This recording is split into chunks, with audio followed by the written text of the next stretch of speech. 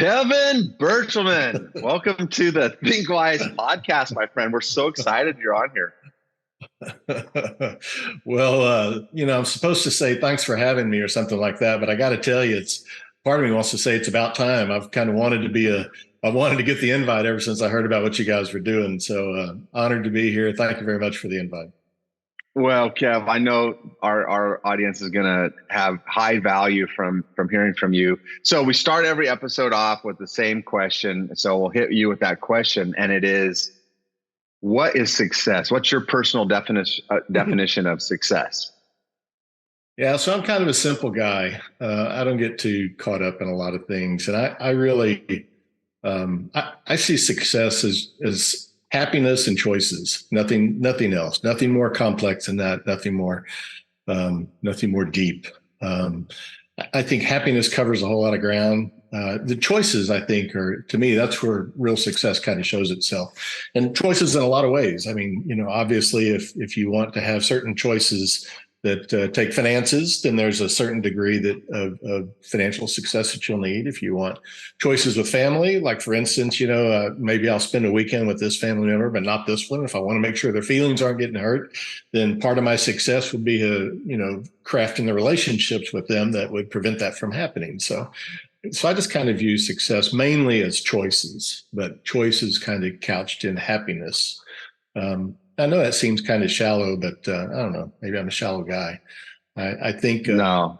I mean, we can look at other things. You can always look at things like, what phase of life we're in. Do goals and objectives count as measures of success, or are they just simply something that we do adjunct? And I look at those as adjunct to our success. I don't necessarily look at them as measures. So I have big goals, that other people do, but I don't really judge my success based on those as much as I do just kind of core happiness and choices. And that happiness revolves hugely for me around family and friends. So. Yeah, it's so good. Success is defined so many ways. It's literally our own definition of it. And the people we target with to communicate this podcast to are young professionals hungry for success. And they're in the process of defining that. And I found over time, each stage of life, each birthday even helps redefine what success looks like. So let's get on the way back when, Pony, and go back. Our audience is typically the 25 to 35-year-old young professional who's really trying to make a mark in this world. So if Kevin gets to go back and talk to 25 or 30-year-old Kevin, what advice do you have for that person with all the years that you've had since then? All the years. All those years. All the years.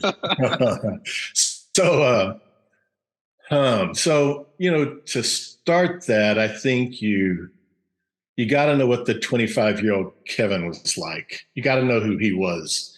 I mean, my life has not taken a nice little linear chronological step by step.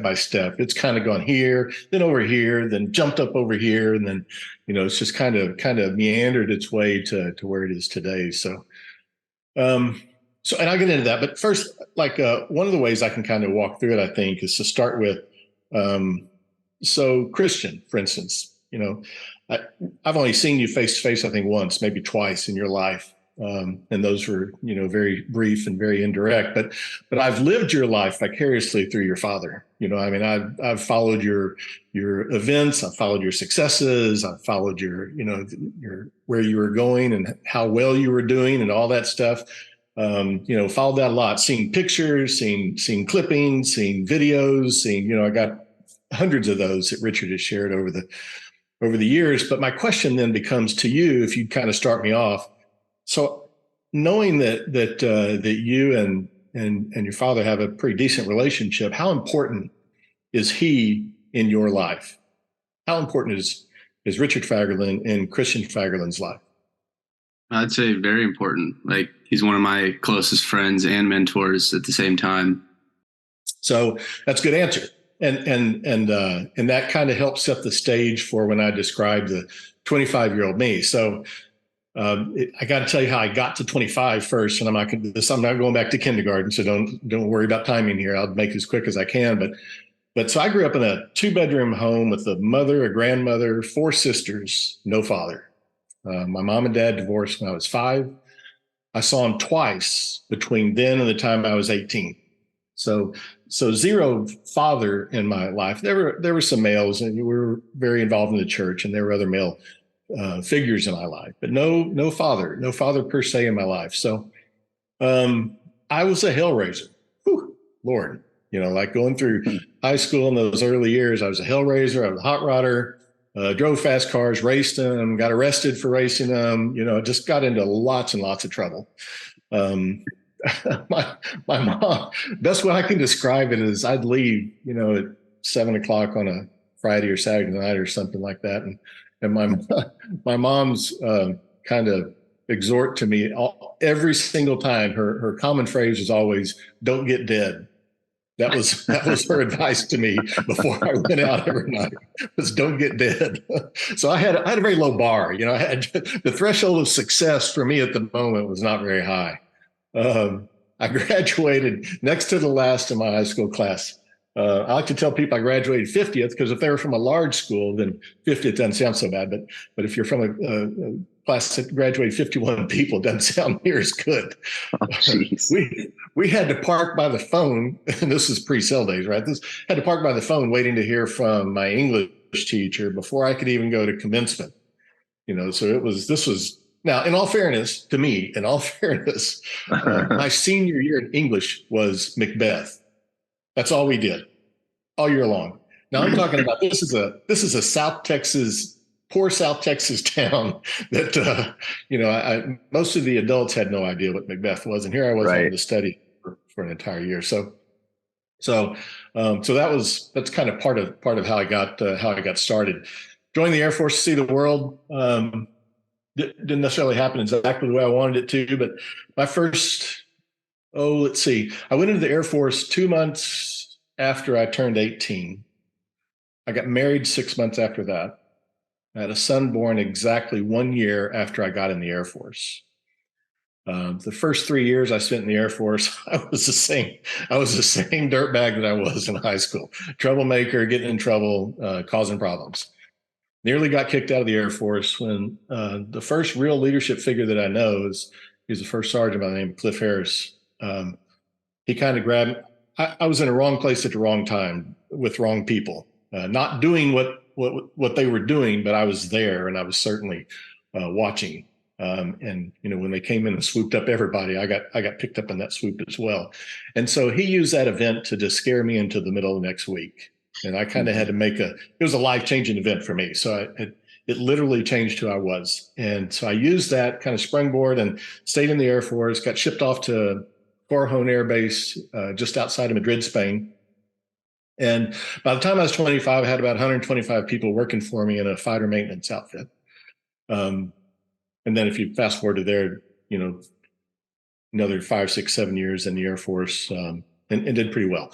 So that was my 25-year-old self, though. So my 25-year-old self had a fairly haggardy kind of path to get there.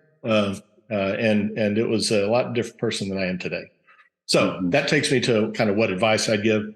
I think for me, I'd look at that 25-year-old self and how I got there, and I would change that trajectory in a big way. I'd avoid toxic people, crappy people. They'll kill you. And I'd use a very liberal, inclusive definition of what toxic people look like. It'd be more inclusive than it would be excluding. That circle of people around you who you listen to, talk to, and have discussions with, it matters, and it matters huge. So I'd learn to guard it carefully. I'd find someone who looks like I want to look, and I don't mean physically at all. I mean, of course, for me, that wouldn't be harmful either. Find somebody who looks better than me, but find somebody who's doing what I want to be doing, or who's accomplishing some of the things I want to be accomplishing, or maybe they're demonstrating my current kind of definition of success, and I want some of that. So I'd find somebody who looks like that, and I'd go talk to them. And you could change that all the time. It's not like you're stuck with them forever. I mean, you could have one conversation with them, and then pick somebody else the next time. I would decide to absolutely keep my faith in the center of my life. I had strayed when I was 25. I still talk the talk pretty good, and occasionally kind of, meandered to church and back and stuff, but that was about it. It really needs to be the center. It drives so many of the other decisions. It makes a lot of those decisions a lot easier. So I definitely do that. My Macbeth teaching in high school, there's one thing I took away from that. There's a quote that Macbeth himself said, Shakespeare's Macbeth. He said, "What's done cannot be undone." And I look at that. That's a wonderful thing to remember when it comes to actions and words, because actions and words can't be undone. You've done something, you said something, they can't be undone. What can be undone, however, is the impact of those actions and words. We determine that over time. We can change that. We can alter it. We can modify it. So I kind of use that. And I still use that today, by the way. It still kind of sticks with me. And the final piece of probably meaningful advice that I'd give, I think we'll talk about more as we continue this conversation, is I would crave meaningful feedback. And I didn't at the time when I was that age. I was a huge, imposter syndrome sort of person at the time. And, if you're stuck in the middle of that imposter stuff, you're not about to ask anybody anything about you, because you're scared to death of what you might hear. But I would crave meaningful feedback. I'd ask all the time. I work with a lot of C-levels today, and when I'm done working with them, if they refer me to anybody else, they do it for two reasons, always. And it's because of the questions he asks and because of those dang 360s where he got all this feedback around them and he presented it to them, allowed them to use it to gauge perception. So that's my advice to me at the time. Love to be able to do that, by the way, except I barely survived it the first time. Not sure I want to try it again. So good. Yeah, that's really encouraging. I think especially the idea of your path to success not being linear and seeing how much, you've accomplished obviously in your life, even though you're able to look back and say there's things I would have done differently. I think that's really encouraging to people my age who kind of feel like they have to be on this perfect trajectory of what's next and climbing the ladder every year, so to speak. Yeah, that's a really good point, because what ties into that is who you compete with. And I know you were very active in sports and very good at it. And in a competitive sports arena, what you're competing against is very clear. You know what it is. It's you as well as the competitors, but it's very clear. When we try to compete in life, it's not as clear because you don't know. Somebody might be really good at something and you're trying to compete with them, and they don't even want to do that. They're just doing it because they feel like they have to, and they're just chugging along, and they're doing really well at it because they have some natural gift. But you're thinking competing with them is a good thing. A lot of times we get lost in where we ought to be competing. So that's actually really good. That's really good. I've never thought about it that way, especially being an athlete where I've kind of been immersed in competitive environments, even with my closest friends. Like my closest friends are my teammates, but at the same time, we're competing for travel spots, and we understand that mutual competition and everything. So yeah, I've never thought about how that applies over to life or how it doesn't apply, I guess. Well, our biggest competitor is still always going to be ourselves, right? It is in individual sports, maybe not quite as much in team sports, but I think it applies just as much in team sports as also, but it's usually ourselves and kind of how we drive ourselves and the goals and things we set and how much we're willing to give up to get to them. So anyway. Yeah, that's really good. So you have a Brazen Leader branding effort, which includes a podcast. So can you tell us what that is and what it's all about? I can. So, a lot of times people look at that brazen thing and they think that's pretty aggressive, Kevin. That's kind of arrogant, or it's one of those sort of words. And I don't look at it that way. I look at there's too much talk today in my mind about how, leaders are disappearing. We should have fewer leaders. Everything's going to be self-managed and stuff. And that sounds good. And managed is one thing, the control of a work environment. There's a whole lot of self that needs to occur in that. But people need leadership. They need it all the time. And for us to look at leadership today and water it down is just absolutely the wrong action at the wrong time. One of the definitions for brazen is bold and without shame. And I think that to me is that definition just fits on what leadership ought to look like today. It's a responsibility, it's an obligation, it's a noble calling, and it's something that we should take seriously and realize that the people that we lead, the people who give us the honor of following us, They weren't looking for a buddy, a friend, a commiserator. They were looking for somebody to provide the leadership that they need to continue to succeed. They want to succeed and they need the leadership to do it. They weren't looking for a friend. And so for us to try to morph that into that is it's just so incredibly wrong. They need us to lead. And we need to do that outwardly, right? Where people can see it decisively, boldly. It's a whole be brazen. And it doesn't mean, by the way, it doesn't mean be a jerk or an asshole either. It means be very direct, be open, be helpful, be decisive, communicate lots. It means things like that. The grace and accountability coexisting. That's something that I'd love to say I came up with it 20 years ago. I didn't, and I'm not sure I even came up with it. I think it morphed through conversations I was having with some really, really smart C-levels, one in particular, and he used a phrase very near to that. But, Bible scriptures talk about grace and mercy as kind of two sides of the same coin, right? Grace is a gift that we really aren't entitled to, while mercy is not getting the punishment that we should get, right? So there's a difference between the two. There's a vast shortage of both of those in organizations today, no question. But the one we have a lot of immediate control over is the grace component. And empathy, in my mind, is a kind of a true hallmark of leadership success. It's one of those things that you can really identify and put your finger on, and people know it. And at its core, empathy is putting yourself in kind of someone else's shoes to where you can try to feel what they're feeling, or at least see what they're feeling. And then if we take it further, where you take empathy into action, which turns into compassion, right? It kind of includes caring for people and having the very real desire to help. You really and truly want to help. And if you frame grace around wanting to help, and you frame accountability around wanting to help, then it starts to make sense. Because one of the best ways that we can help in leadership, in my mind, and be very empathetic, is to be crystal clear with our expectations. People should know them. We should be nearly vicious in a leadership role about providing resources and support for people as they try to accomplish what they're trying to accomplish. And then we create an environment where we personally can be accountable, set the examples, and allow others to be accountable. Because we don't, one of the things, and this isn't, if you invite me back, we'll talk about this, but we can talk about accountability and what it is. And a lot of times we talk about holding people accountable, which is a misnomer, because people have to hold themselves accountable. We can't, if we hold them accountable, we're micromanaging. It's not the same thing. So I don't look at holding ourselves accountable or others holding themselves accountable. I don't look at it as narcissistic. I look at it as it's pulling our own weight. Expecting accountability from others also, again, it's not aggressive. It's not micromanaging. It's not any of that stuff. It's compassionate. It's caring. It's like I said earlier, it's kind. It's knowing that we all can do better when we expect the best from all of us. Our ultimate goal should be to help each other. And that's, if you're in leadership and you're aspiring to be in leadership and you don't see that and you don't feel that, then there's probably a different career path you ought to be taking.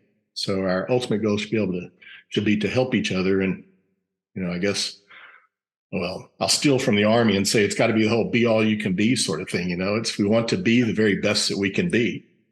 And again, for a leader, it means bringing that kindness, that empathy, the respect. It means using those as levers to help others succeed. Grace means courteous goodwill, sometimes even unmerited assistance. That's grace. That's what grace really means. And accountability is personal ownership, pure and simple. And it's ownership of a result.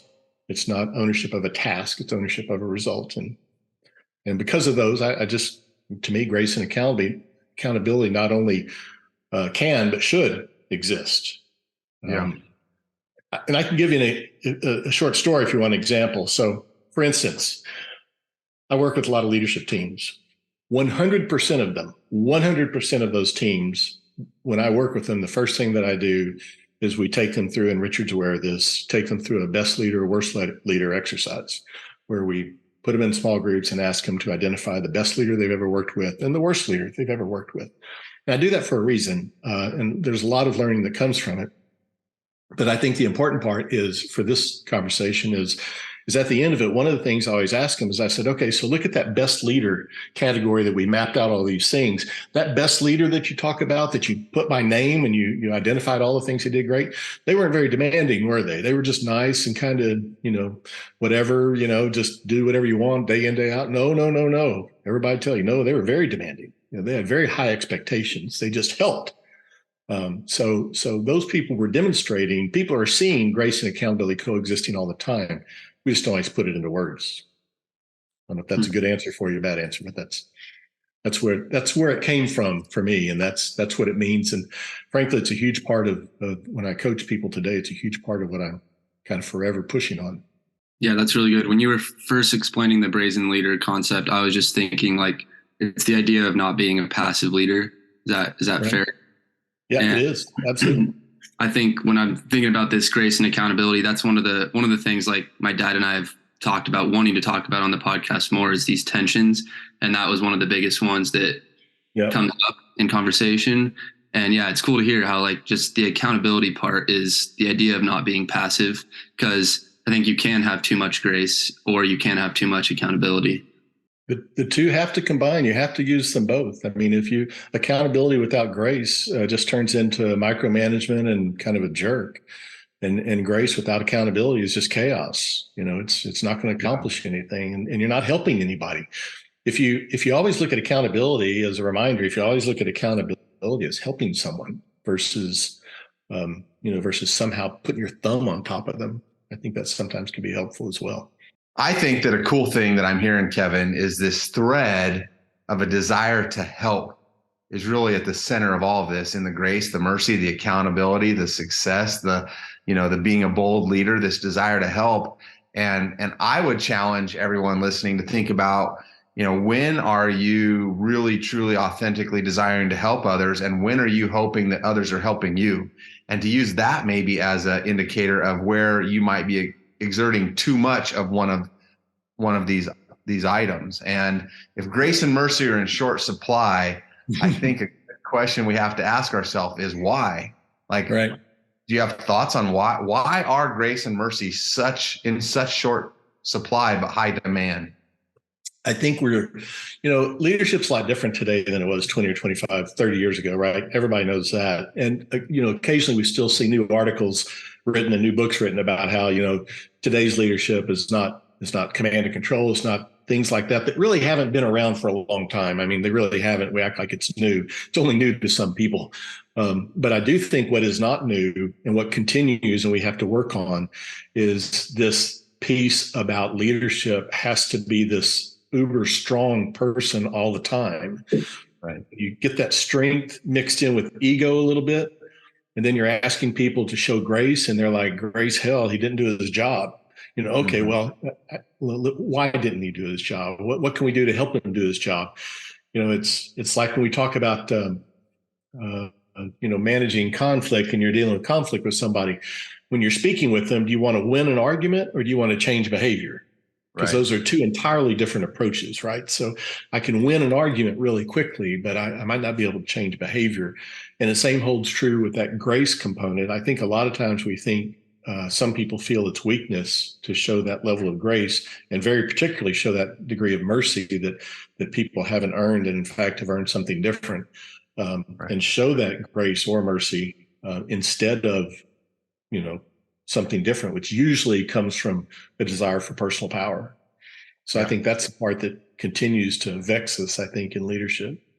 Yeah, that's so helpful, Kevin. It's really, really important to understand that. Actually, it makes me want to tease out, what might be different today than has been in the past. We like to say that, everything's the same today as it always has been. But, I'm almost sick and tired of talking about generations and young people, this and that. Right. I read a quote one time, Socrates said, the young people today are the tyranny of their parents. And it's like, this has been going around. However, I have to get your perspective. Do you feel like young people, young professionals today have a different world or a different mountain to climb than any of us that have gone before them have? Short answer is yes, in my mind. Yes, you've got to deal with stuff, Christian, you've got to deal with stuff that I never had to deal with. So yeah, you go back to Socrates, who, by the way, is literally our father of critical thinking, right? He is the guy who invented critical thought.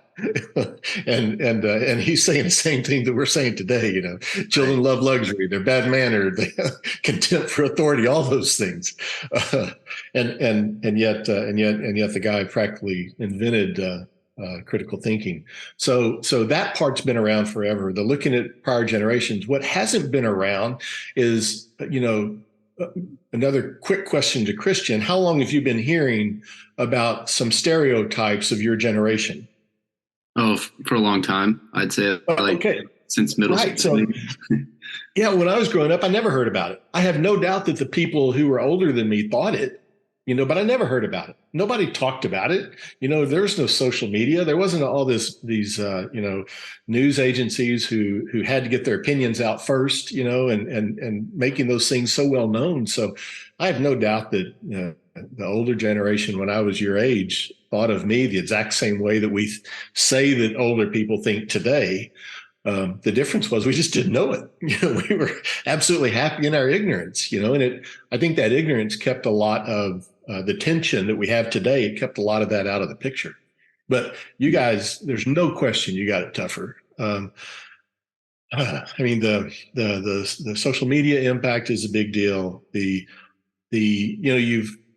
We've done this. Part of this is we. By we, I mean literally my generation. The solidly boomer generations have done that by helping to create an environment where things were probably achievable that weren't really achievable, and we kind of disguised it as being achievable. So we caused a lot of that stuff. But I got to do another quick story. So I had another leadership team I was working with.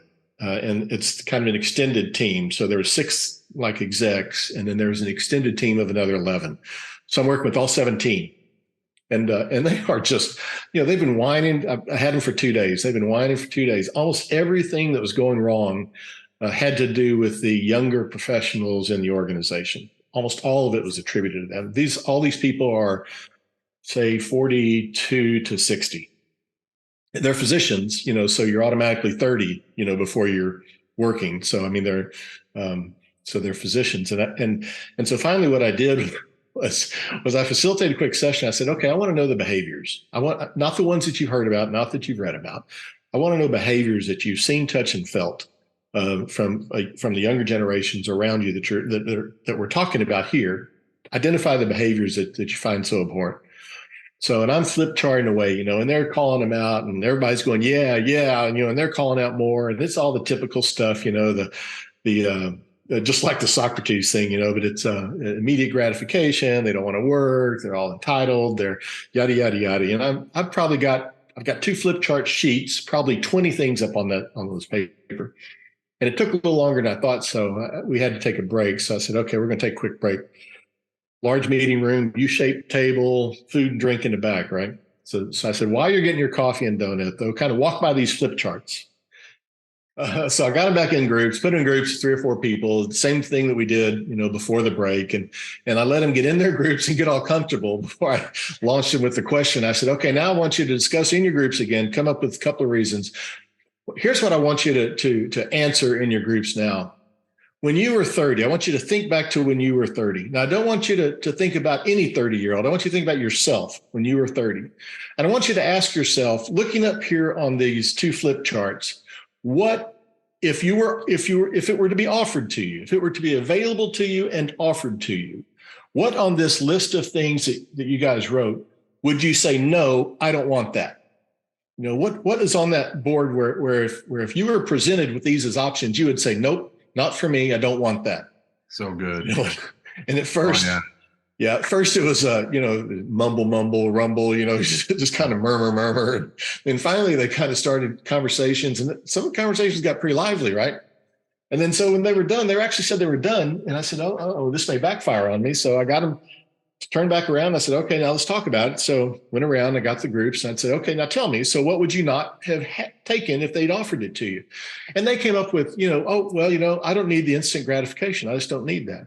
I said, I didn't ask you if you needed it or not. I said, if someone offered you, if in fact, someone offered you a promotion at 2 years, where everybody else is getting them a 10, would you say, no, I don't want that? Okay, well, that's not fair. And I said, it is fair for it's my question. I get to ask it. So we went through that, and they had a dozen of them. A dozen of these that were, well, I don't need, I'm not entitled. I don't need something just because somebody else gets it. Okay, but if they got it and they said, hey, would you like that as well? Would you take it? Okay, well, yeah, of course I would. Okay. So basically, when we're done, and this took another 30 or 40 minutes, when we were finally done, there was one item that got removed out of those 2 flip chart pages, and that was the participation trophy. Because they all claimed during the first session that, everybody gets a trophy nowadays, and they meant that metaphorically as well as real. And they're saying, I don't need that. So the only thing that they could actually come to complete agreement with as a group that they did not need, if offered, was that. And I told them, I said, I don't do this. It's not a trick question. I do it because, in my mind, the only real difference between the younger generation today and our generation or their generation when you were growing up is they don't have the patience to wait. They don't have the tolerance for you to eventually get your act together. They want it now. Now, is that a fault or is that a flaw? I don't know. We haven't gotten that far to actually assess that. But they're holding leadership accountable. And in the past, we didn't do that. We assumed that leaders knew what they were doing. And so we waited. We waited until we earned it or deserved it or worked for it or something like that. And now they're saying why? And these are physicians, which, by the way, you've seen all the movies and the sitcoms and everything that show these residents, who are beat to death and they're working 48-hour shifts and stuff. There's some reality to that. And one of the reasons that is having trouble going away is legacy memory. The older people want the younger people to suffer the way they suffer. So it's interesting to watch it play out because it really was, they would want everything that they said was poor behavior on these young people. They want every bit of that with the exception of the trophy. Yeah. It was an incredible learning environment for everybody who was there. We had a great time with it. They all told me I set them up, and I didn't really set them up though, right? I mean, I just simply asked the questions, and it's a younger generation today. They're just forcing leaders to step up and lead. It's what gets leaders in trouble today is blocking and tackling. Mm-hmm. When another story, and I'll try to be brief, but when if you were to ask, because I've done this before, I didn't do it with that group, but I've routinely asked a group, okay, so you're king or queen for the day. You get to get rid of one person in your charge. Who's that going to be? I got to tell you, when we identify the demographics of that person, it's always someone like me. It's always some 50, 60-year-old who's not pulling their weight anymore, who's walking around with these, this big salary, big compensation, all the vacation, all the perks and everything, but they're not pulling their weight. Nobody ever says, let's dump Ryan, the 29-year-old, into counting. It never happens that way. So I said, it's kind of funny when you look at it. It doesn't occur the way people think it does. Mm-hmm. So anyway, and I do think that social media magnifies stereotypes so much that you guys are under a microscope that, fortunately, and Richard and I have even had this conversation before, though, but my gosh, if there had been cameras and cell phones when I was around, that would not be good. I can say in all honesty, we would not be having a conversation we're having today if they were available when I was growing up. Yeah. So long answer for, yeah, you're under much more scrutiny than I am. I think that's the biggest thing is the scrutiny you're under. Yeah, those stories are so interesting. Those are really cool perspectives. I think just like my dad was saying, like he gets tired of talking about the generational differences. I kind of get tired of talking about social media and the digital age. Yeah. I feel like everything leads back to that. And like that really is like, I think it's fair to say that's the core of all the differences between our generations. And, personally, it's frustrating because everyone my age is immersed in that, like personally and professionally. Like going back to when you were talking about competition and, relating it between sports and life and how that's a little different. It's almost like, something as simple as LinkedIn that was probably created with great intentions to just, grow your network, apply for jobs, things like that. Like I've noticed with people my age, it kind of feeds into that comparison trap, just like Instagram or Facebook does, because you're seeing what everyone else is up to professionally. So that's a whole other level of comparison that you're dealing with. And so, I mean, like I said, it gets annoying to talk about it over and over, but I think that is the the biggest difference. And I don't know, do you have any thoughts on like moving forward? Because I mean, social media, it's only more platforms are going to keep coming up. It's only going to get, more advanced with AI and things like that. Is there any tangible ways we can avoid the negative effects of all that? Well, there's always ways we can avoid the negative effects if we want to, and we're willing to, do the heavy lifting that goes with it. And some of that heavy lifting means we're going to lose people who we might have thought were friends, but really were just contacts, right? So we may lose some of those because, for instance, I have a pretty significant presence on Twitter, but I never discuss anything personal on Twitter. Everybody else does, and that's fine. I don't, I'm not bad mouthing them. I'm not saying they shouldn't. I'm not saying it's bad. I'm just saying it's not what I use it for. And I'm religious about it. And I don't let people bait me into it either, as much as some try. So it's something I'm very serious about. LinkedIn, I don't use personal stuff on there. I use stuff that I'm doing client-wise. And I talk about leaders and leadership and things like that. And I stay focused on that. I think you can do the same thing. I think you decide what you're going to use it for and use it for that. If it frustrates me or ticks me off, I just stop doing it. And I know that that's incredibly simplistic. And I got that, it is incredibly simplistic because it kind of envelops you, Christian, much more than it does me, but still fairly active. And I just decide not to when I don't want to. And I think we have to make some of those decisions. And then to ask just another version of the same question about our generational differences. So in your coaching experience, when you're working with leaders, so young leaders, maybe someone who's almost 30, are there differences with them versus someone, you or my dad's age in terms of how it relates to their leadership styles? Yes, well, there are. I think a lot of times, and this may sound like I'm playing to a stereotype. I don't mean to, but and about half the people I work with now are below 45. So it's just almost in the center. I was doing the math before we got on the call today, but just about 40-something% are below 45 years old. One of the biggest differences is, and I have the same problem, by the way, with senior people. It's just more pronounced with junior people. Is you got to realize that what makes us really successful leading, it's got to start with blocking and tackling. It's not the glossy hardbacks, that consultants and academics put out over and over and over that take the same things that we've been doing for a century and regurgitate them with new names.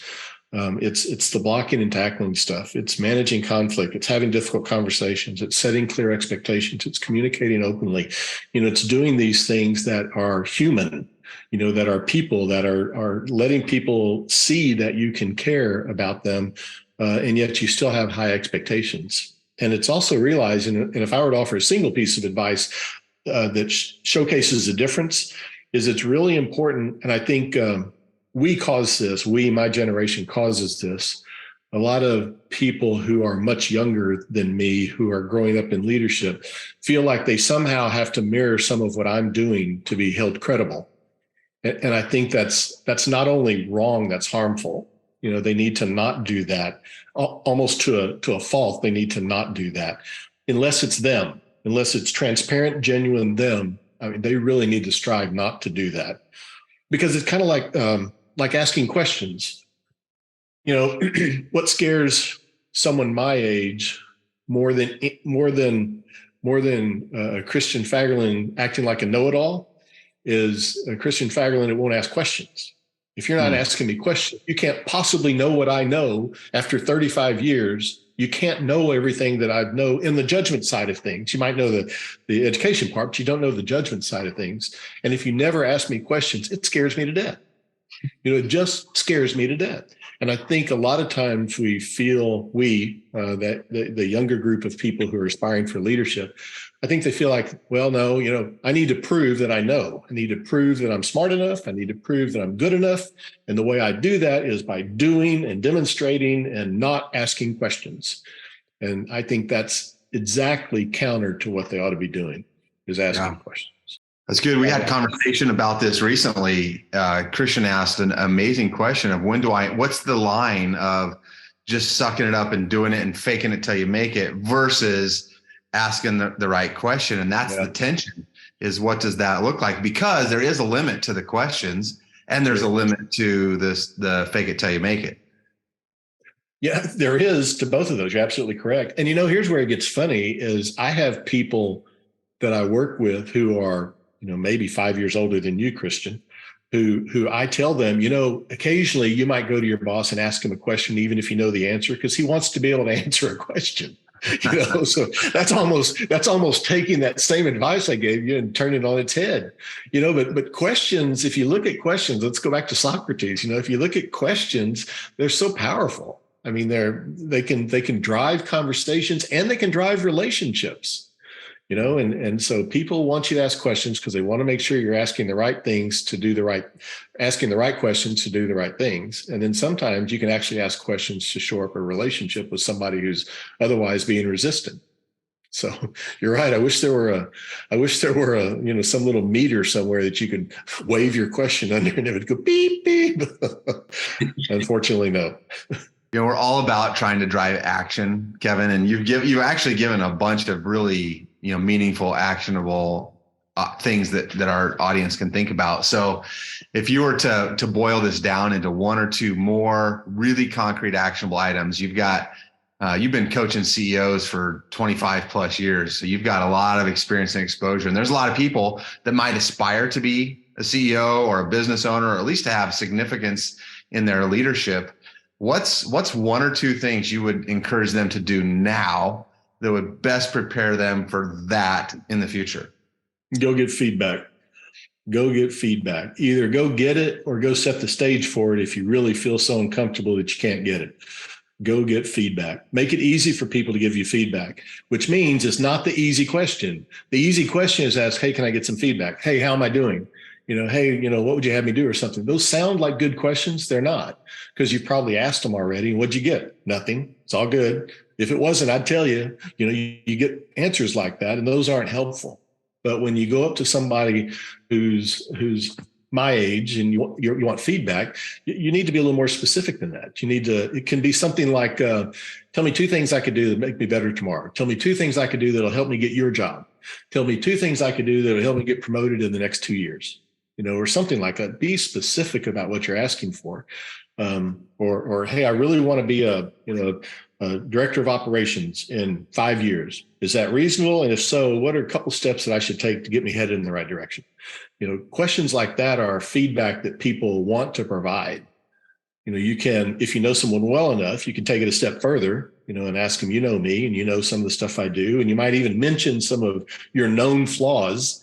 Sometimes I can be a little too talkative. Sometimes I can a little bit overshare, but what kind of input would you give me for that? What sort of, what do you think I should stop, or continue doing, that would help me succeed? But you need that feedback.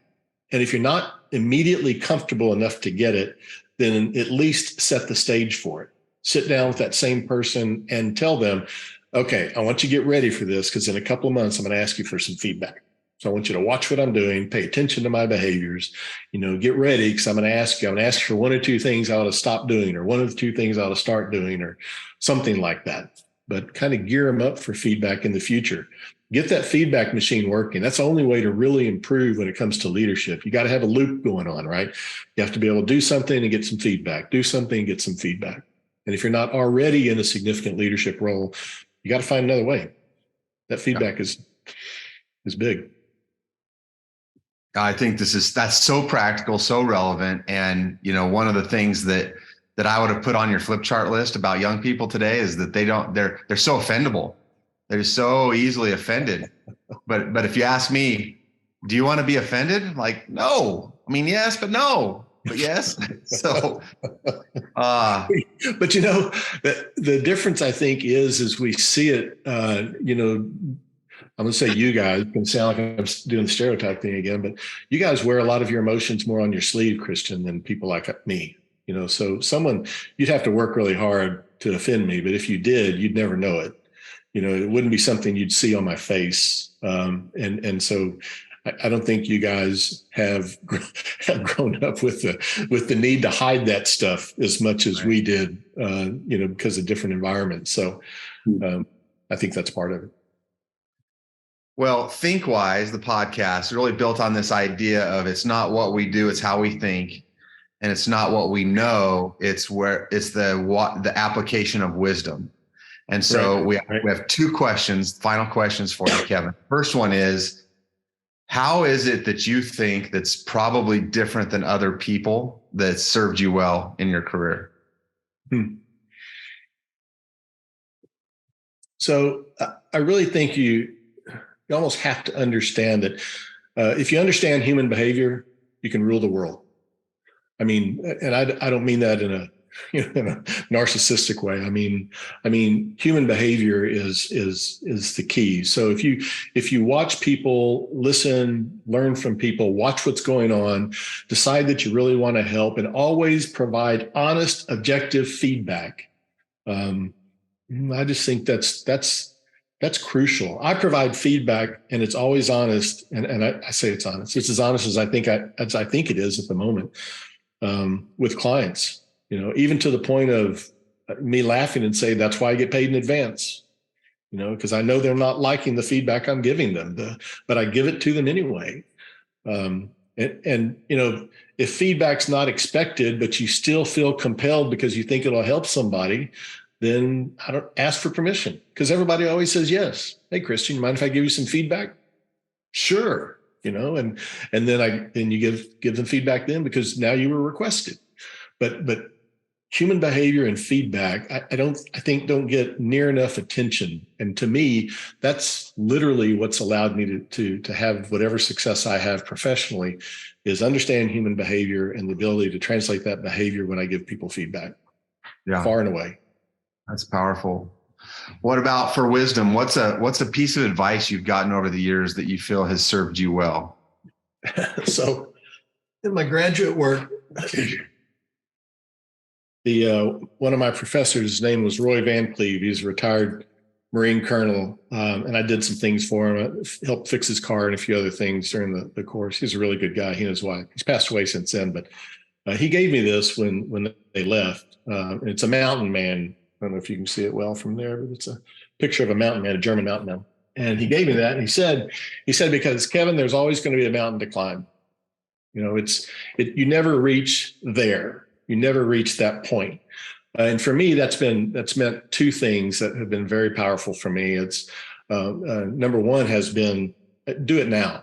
Whatever you're thinking about that you're waiting for X time, don't wait, do it now. And that's not I'm 6 months to live sort of thing. It's just, embrace the now. The now is really important. And be transparent. Realize that everybody's going through something at every moment.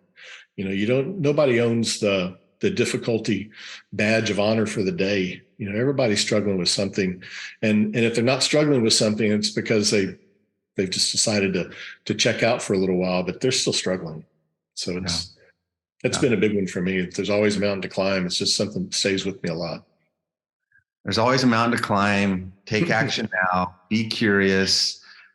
Kevin, in our 20 plus years of being colleagues and friends, I've seen all of this live out in your life. So I just want to let you know that I see you as a brazen leader. I see grace and accountability coexisting in a great way. And there's a small handful of people that have affected my life as much as you have who are alive on planet Earth. So I'm grateful. Thank you for your investment in my life and in other people's life. The world is better because of you. Thank you. Thanks so much. Thanks for having me on this finally. Yeah, thank you, Kevin. Thanks.